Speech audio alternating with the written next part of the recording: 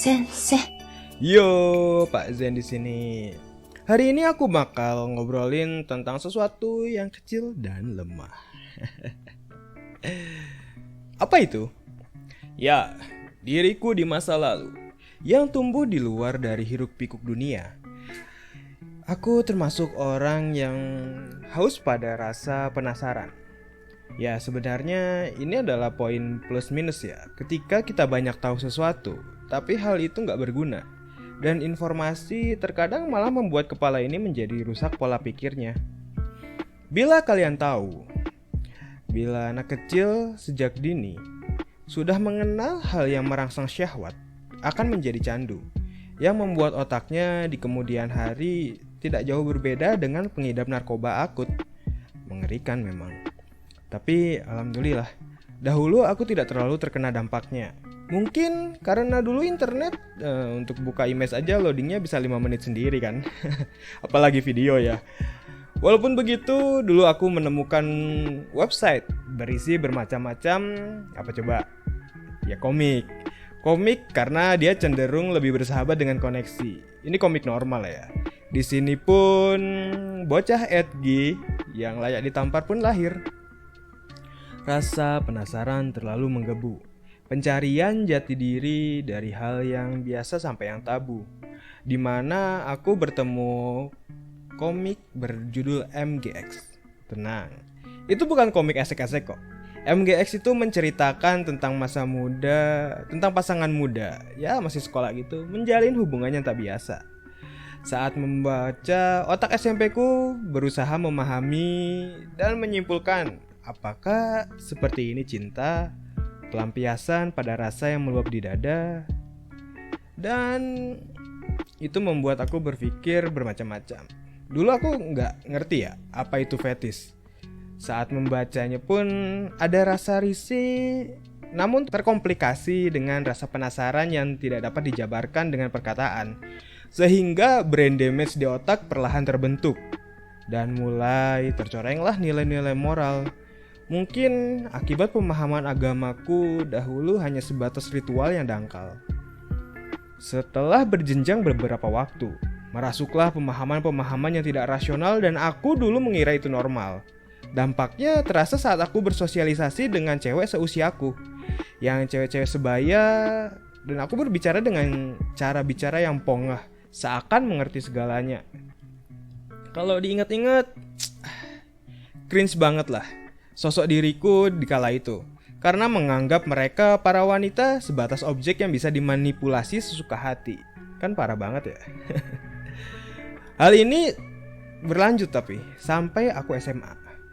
Dulu aku gak ngerti kenapa semua orang di balik bola matanya menatapku dengan tatapan benci. Dan aku pun menganggap mereka lah yang tak mengerti.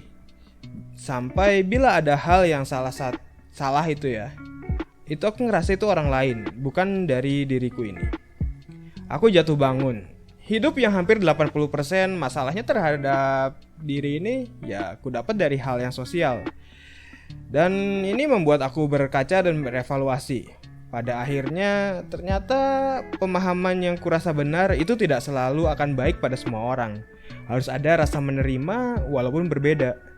Dan ketika problema ini aku tarik, ya terlihat sumber masalahnya itu dari perilaku, lingkungan, dan asupan di saat aku mungkin atau kita kecil ya. Aku tumbuh menjadi bocah brengsek, lemah, yang kemudian dewasa akibat tertampar realita. Kini aku miris melihat generasi di bawah yang kian memburuk. Presentasi yang benar dan maaf yang seperti melihat cerminan sampah diriku di masa lalu. Hanya saja disayangkan, mereka terlalu terlena dengan namanya teknologi dan candu yang lebih kuat. Apalagi segala info itu sangat banyak, mudah diakses, tapi pemikiran masyarakat atau generasi sekarang itu sangatlah sempit dan mudah tersinggung. Menyadari hal itu, aku selalu ingin mengucapkan rasa terima kasih pada kedua orang tuaku.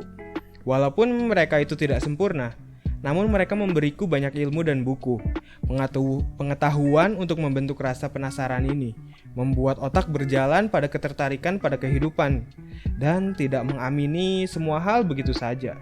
Karena tentu saja tidak adanya 100% hitam putih. Seperti yang kuceritakan sebelumnya, rasa penasaran menghanyutkan pada pemikiran yang tersesat bila tanpa panduan yang benar. Lalu menyadari hal ini dan aku berbekal dengan semua ini, apa yang dapat aku lakukan? Sesuatu hal yang aku bisa juangkan semampunya. Mungkin sekarang baru seperti ini, mengajak siapapun bila ada yang menonton untuk berpikir, memahami, memperbaiki diri. Mungkin dari diri sendiri dulu, tidak perlu peduli apa itu kata lingkungan sekitar kita. Hei kawan, pengakuan dari orang lain itu jangan kamu jadikan acuan sebuah kebahagiaan. Jadi kenapa kecil dan lemah? Karena dulu aku terjerembab, tersandung adiksi teknologi yang malah membuatku tersakiti dengan dasar yang empty. Karena pada akhirnya aku hanya manusia biasa, yang dapat mengubah hati itu hanya Sang Pencipta. Karena pada akhirnya sejarah mengulang peristiwa-peristiwa sebelumnya. Yang dapat aku lakukan hanya berusaha sebisanya. Maka di mana Anda berada pada saat ini? Memilih mengikuti nurani atau tenggelam dalam nafsu yang melampaui diri? Segitu aja dari Pak Zen. Makasih udah nonton. Ciao.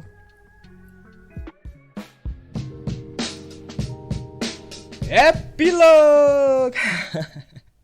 Oke, sekarang saatnya food review. Siapakah produk yang beruntung kali ini?